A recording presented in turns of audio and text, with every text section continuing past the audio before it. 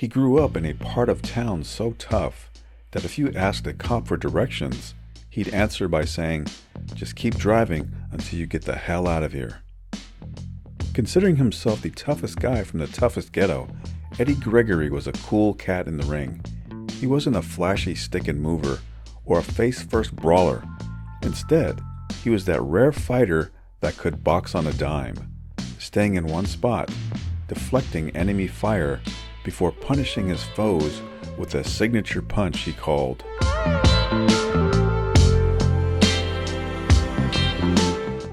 Eddie Gregory was born on April 30th, 1952, and grew up in the Brownsville section of Brooklyn, New York. His mother was a nurse, while his father was a Marine in World War II, earning his keep as a gunnery mate at Guadalcanal in one of the fiercest battles of the war. Later, he would become a policeman for the Housing Authority in New York. Gregory would have 2 brothers and 2 sisters, with one of his childhood friends being future New York Yankees second baseman Willie Randolph. But boxing, not baseball, would be Gregory's calling, as he idolized Sugar Ray Robinson as a youth. At the age of 12, he would join the Police Athletic League junior boxing program and receive instruction from trainers Jesse Watson and Al Fischetti. Gregory would win numerous PAL titles, 2 New York Golden Gloves championships, all while becoming an honor student at James Madison High School. "My mother kept me straight," Gregory said. "My father was real strict, but I was a hard-headed guy and never listened to nobody. I couldn't listen to him, for the simple reason that it's survival of the fittest out there. I grew up fast." Despite having strict disciplinarians as parents, Gregory couldn't avoid trouble as a young man. What kind of time did you do for what? Like small things, burglary, harassment. I beat up 4 cops, small stuff like that. He would do 6 months in jail when he was 18. He was shooting craps when 7 cops appeared to break up the game. The cops picked up the $25 lying on the sidewalk, then confronted Gregory for the rest. "I had $325 in my pocket that I won and wouldn't give it to them," Gregory said. "They started to hassle me. I punched out 3 of them, and the 4th guy hit me on the head with a blackjack."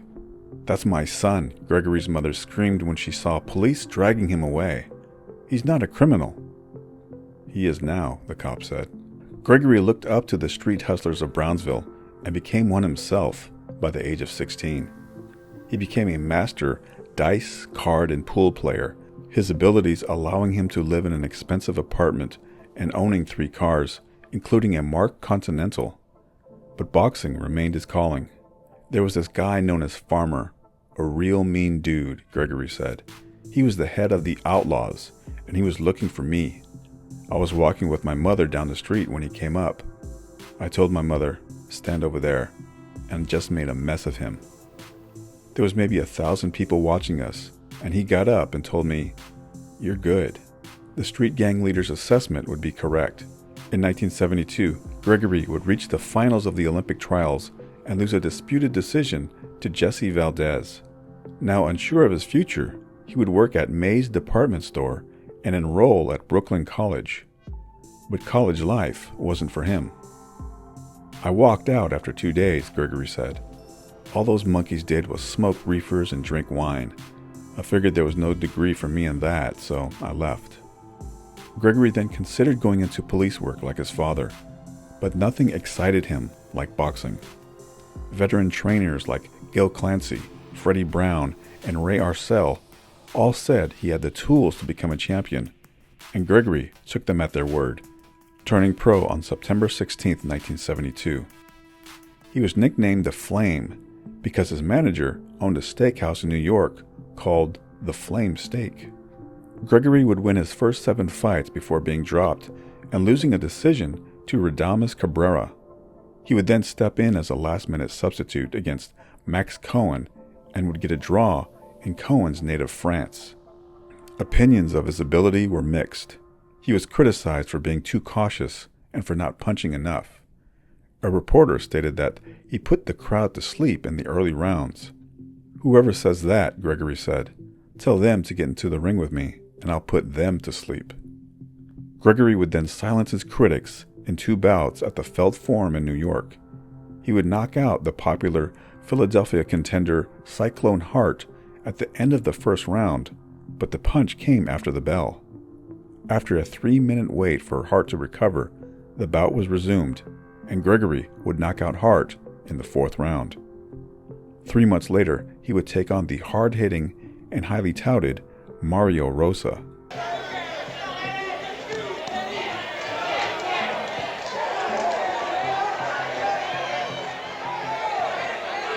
Notice, Floyd, that Gregory has learned to shorten up on his punches.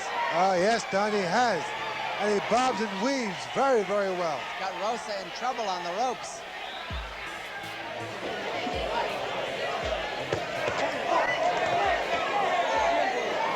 See what I mean about slipping, counter punching? Yes.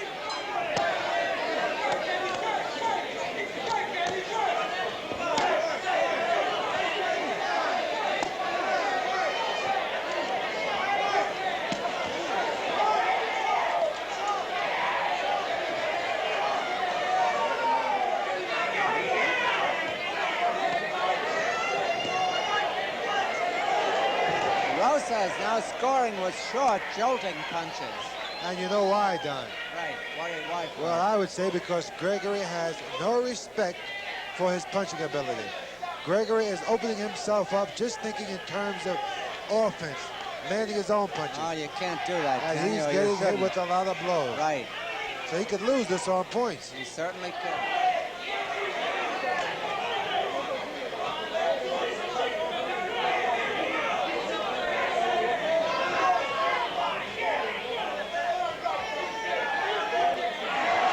Wow. Rosa now dominating the action. Gregory just got caught with a straight left.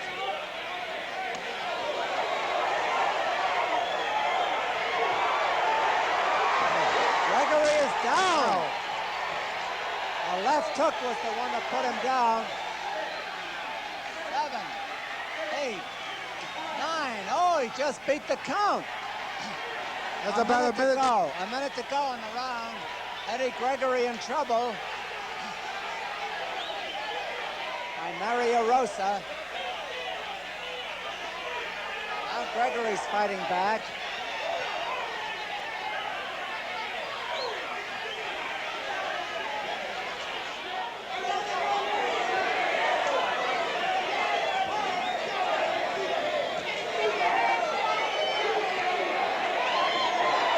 Gregory down again from that left hook.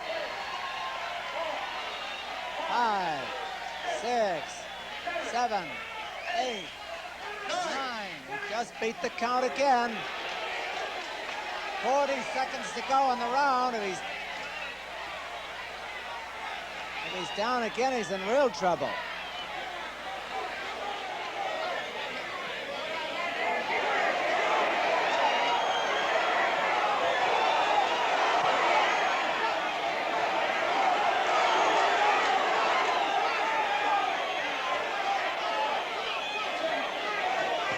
Somebody lost a mouthpiece.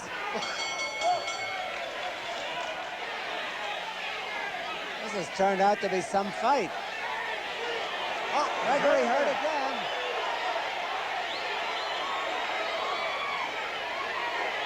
I don't think Gregory knows where he is. Oh, but he's still fighting back. He hurt Rosary. Dead. Still fighting back. Boy, this is so Rosa is fun. hurt. Referee picking up the trunks of Gregory. This is one of the best fights we've had. I have to say so, Don. This is some fight. So is Rosa.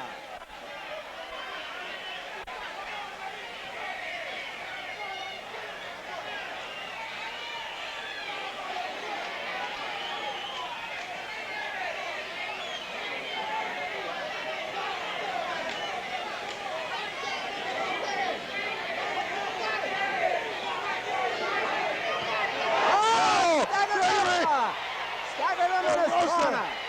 But he hasn't got much left to punch with. Oh, look! Rosa's down. How about that? 15 seconds to go in the round. Rosa bleeding from the nose. 8, 9. He's not going to make it. A victory. A knockout for Eddie Gregory. Oh, I never saw anything like that. I haven't seen anything like that in a long time, Don. What a shot that was.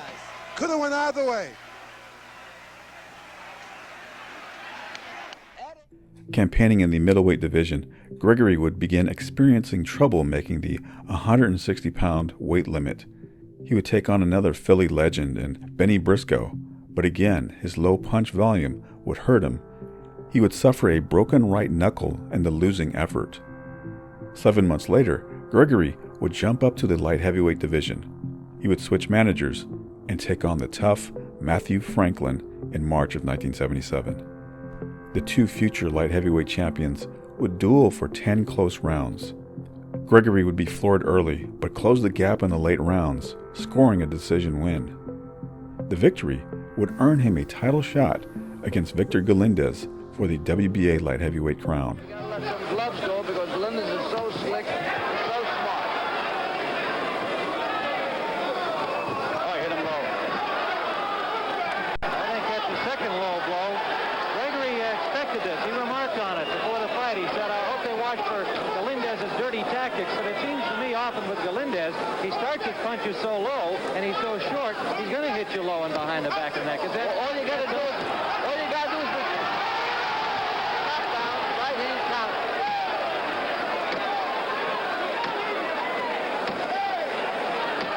Gregory went down. He just winked at us over here. He didn't seem to be hurt. There were trading punches. He just happened to get nailed, but he doesn't seem to be hurt. They really were throwing bombs for the first time. Yes, they were. And Gregory should throw that right hand. This is what you call a thinking man's game. And the thinking man started to land some good right hands. There's some blood now on the face of Victor Galindez. Appears to be over his right eye. He's got a bad, got a cut over his right eye. The word, and we're just watching a great fight. The youngster's putting on a great show. Nobody expected this kind of a fight from Eddie Gregory. I'm proud of him, no matter what happened. A low blow, and Gregory pulled away from Galindez. It was a clearly low blow, and the referee started to count. Gregory just hit him a low blow. It's a war. He's smart. How it's a war? It's a war. It's a war. Good. It's a war. Come on, no. Gregory said during the week he would react in kind. If he got that from Galindez, he'd give him some himself. Said that publicly. You know, there were 3 low blows landed there, and Galindez was by far Now, I hope we don't have no more points taken away because the fight got to be a real good fight, and I make this a tough fight for both guys. Eddie Gregory still looks strong. The challenger from Brooklyn, New York. We're in the 14th round. His first title fight.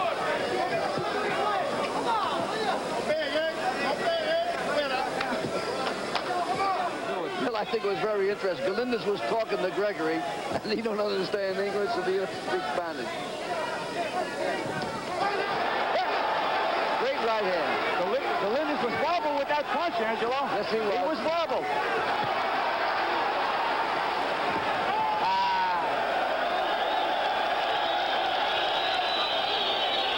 That was the best punch that Gregory landed. Yeah.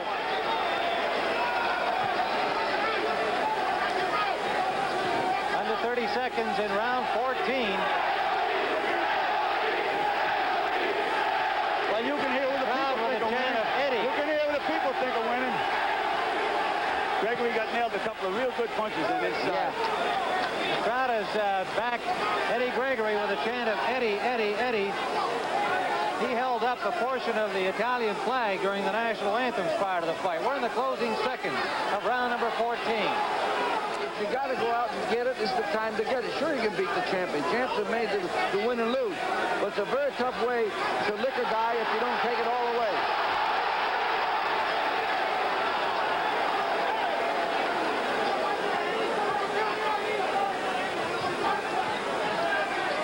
I think Gregory showed the world he's somebody to be contended with. He's a good-looking light heavyweight.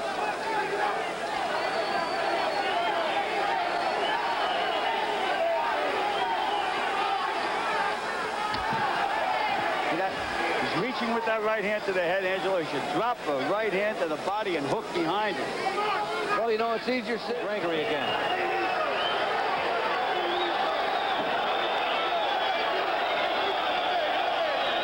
What a finish. We're in the final 10 seconds of this fight. That's it. It's all over. 15 rounds of hard punching from Eddie Gregory. 25 years of age from Brooklyn, New York. What do you think, fellas?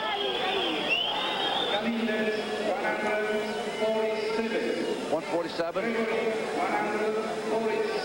146. 147, 146. Galindez. So it's a unanimous decision. By a point. By 1 point on all 3 cards. Is that correct? 1 point, and that's the point that was taken away from Gregory for the low blow.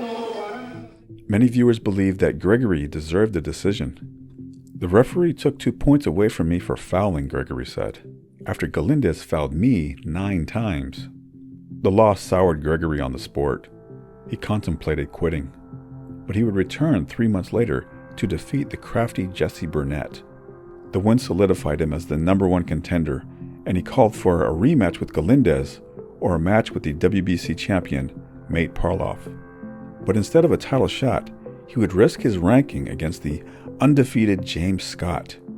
The fight would be held in Rahway State Prison, and Gregory thought it would be an easy payday. Hey, this is going to be a technology fight. I'm going to be the technician tonight. You know, I'm just going to utilize all my tools. But isn't this a big risk for you? I mean, you have everything to lose here and not a whole lot to gain. Well, if you're going to be a fighter, you're going to be a fighter. I'm a fighter. I don't duck anyone. I consider myself the champion. I duck no one.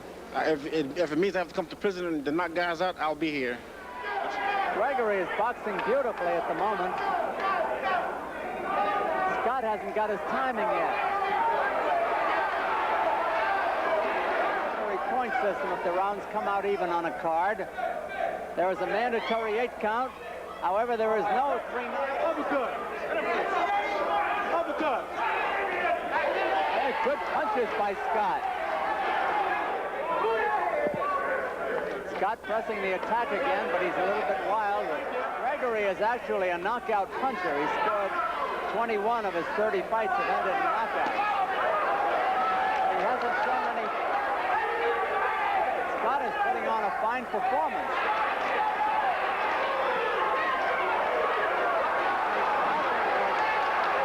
Pretty also.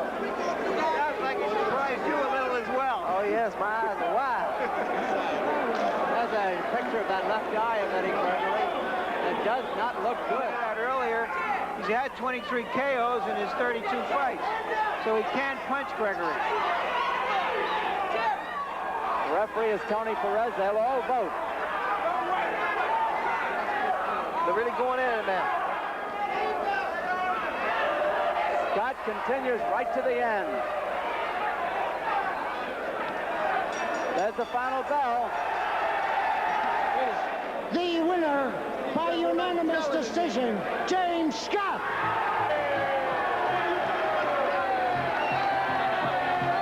After the Scott fight, everybody thought I was through, Gregory said.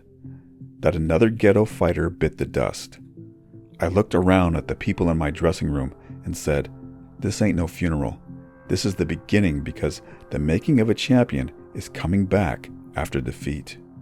Gregory would walk his talk, tallying 6 straight wins before challenging Galindez's conqueror, Marvin Johnson, for his newly won WBA light heavyweight title.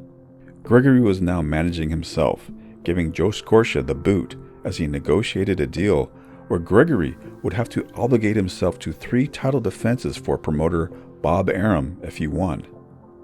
My manager tried to sell me out to Arum, Gregory said, so he's my ex-manager. I'm not going along with the system. I'll never sell myself. I have too much class. Going into the fight with Johnson, Muhammad's co-trainer Slim Robinson had developed a strategy to combat the aggressive southpaw style of Marvin Johnson. Whenever Johnson threw his right jab, Gregory was instructed to step to his left side and slam thudding left hooks to the champion's head and body. The strategy worked to perfection.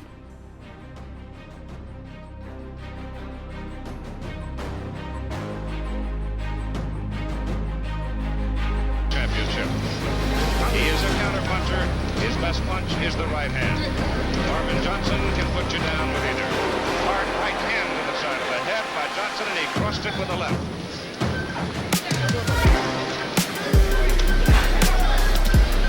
Hard left to the body by Eddie Gregory.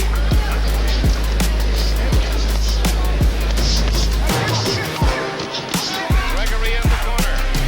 Pays for it.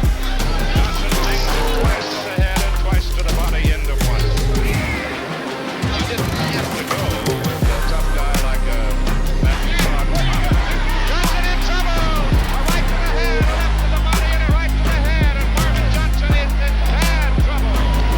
With almost 2 minutes to go in round number 3. It was a right to the head, a left to the body, and a right to the head. And his eyes were glassy as he walked back to the corner. Gregory makes it again with the right hand. Now looking closely at Marvin Johnson to see if he can shake it off. He was really stunned by the 2 rights.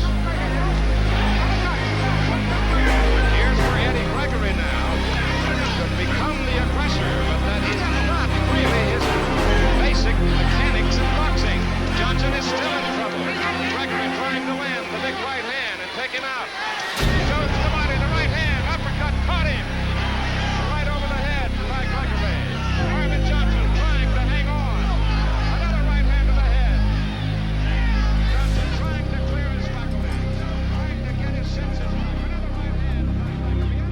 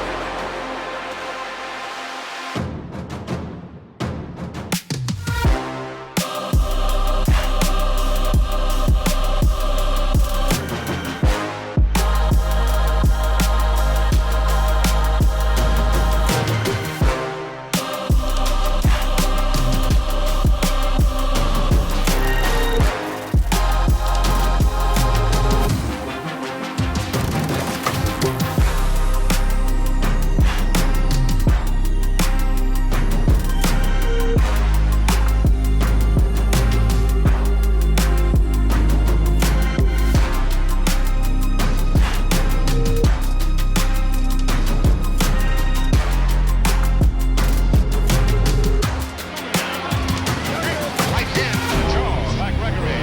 Left to the body. The champion's in trouble again. 2 hard shots by Eddie Gregory. Johnson wants to work inside.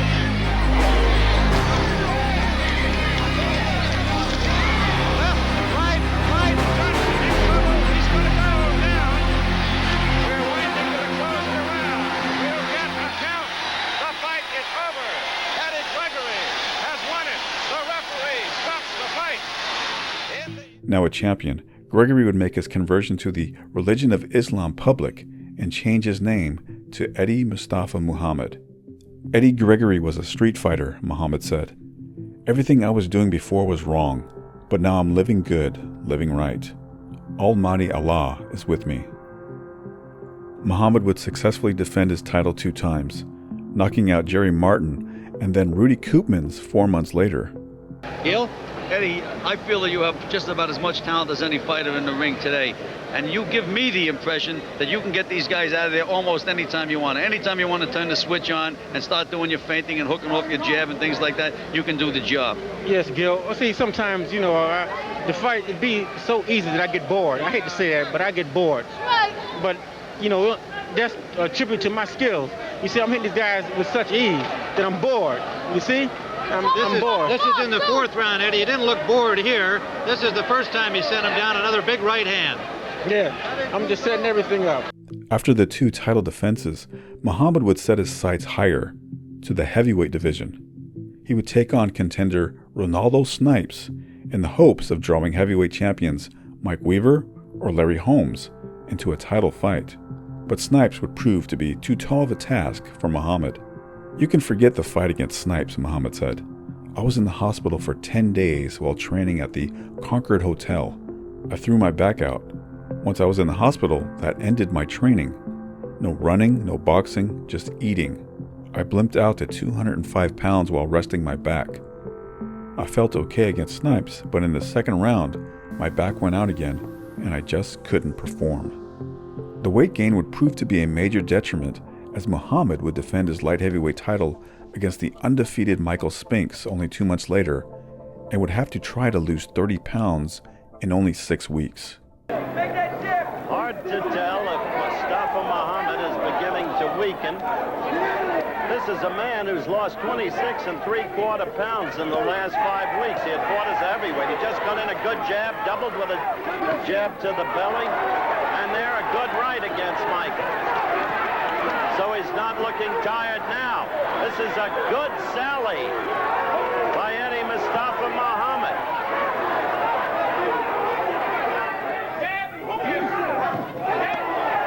Uppercut there by Mustafa Muhammad as we come to the end of round 5.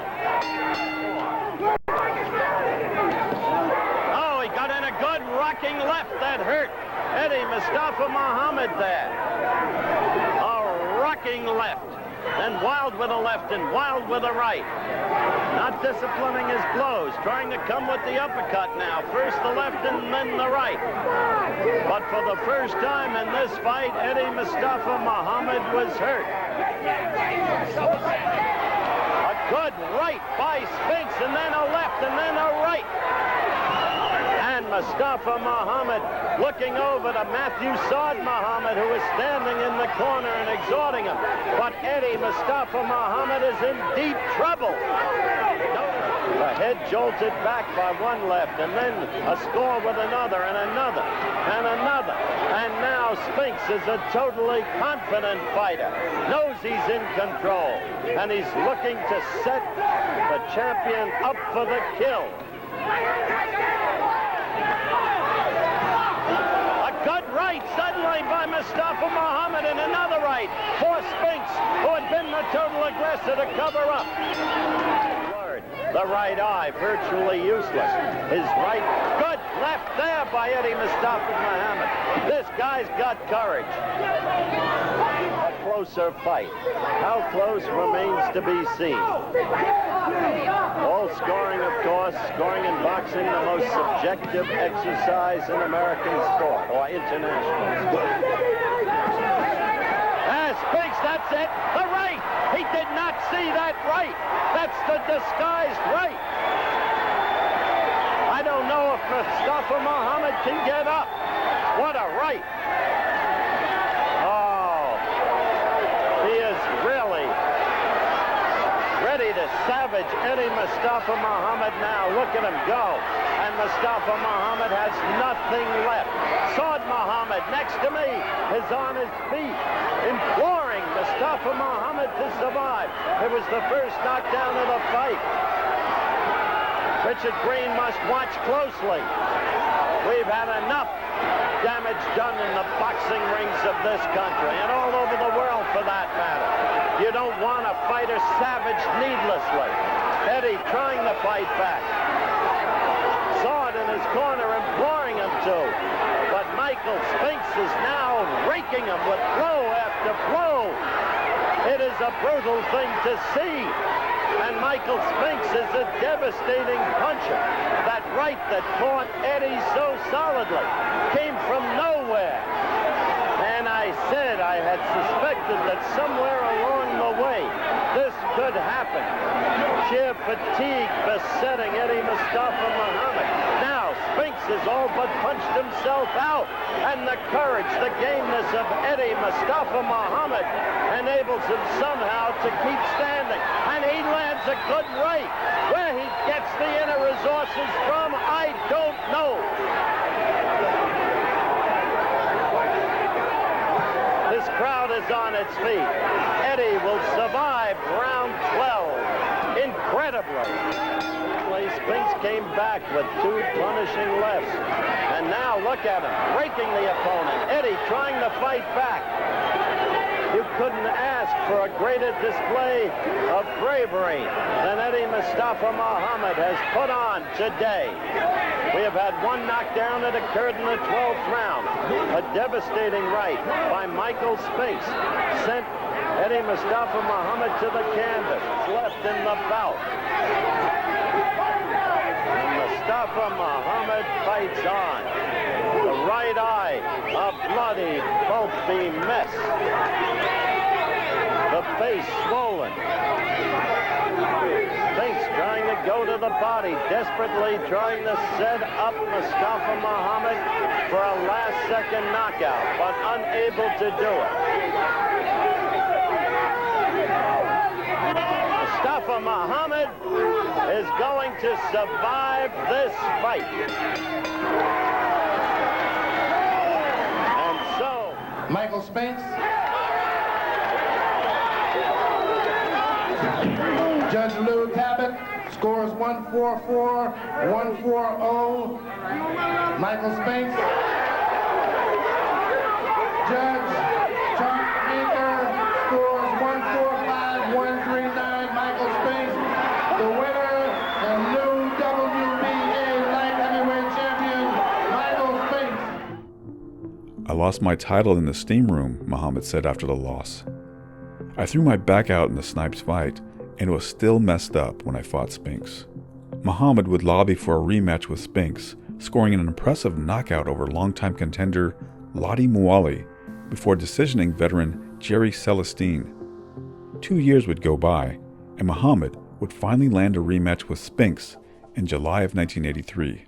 But he would weigh in at 2.5 pounds over the 175-pound limit on the day of the fight. Claiming the scale had been tampered with, Muhammad refused to cut the weight. Michael Spinks would pull out, the fight was canceled, and Muhammad would be suspended for a year by the DC Boxing Commission. 15 months later, Muhammad would return to the ring, but the flame was extinguished. He would fight for the vacant IBF light heavyweight title against Slobodan Kachar and lose a split decision in 1985. 3 more years of inactivity would follow until Muhammad would return and be stopped for the first time in his career against Arthel Lawhorn. Muhammad had recently lost one of his brothers who worked his corner on numerous occasions. My heart just wasn't in it anymore, Muhammad said. It was a relief. He would retire at the age of 36, but turn to a new career as a boxing trainer. He would guide the likes of Johnny Tapia, Michael Grant, Michael Bent, Chad Dawson, Badu Jack, and Iran Barkley in becoming one of the more respected trainers in the business. Now having 9 children and 6 grandchildren, Muhammad continues to train fighters out of the Mayweather Boxing Club in Las Vegas. He takes pride in rising from the tough streets of Brownsville to becoming the light heavyweight champion of the world. Brownsville never promised you anything, Muhammad said. It was up to you to find your niche and make a life for yourself, to find your thing and grab it with both hands.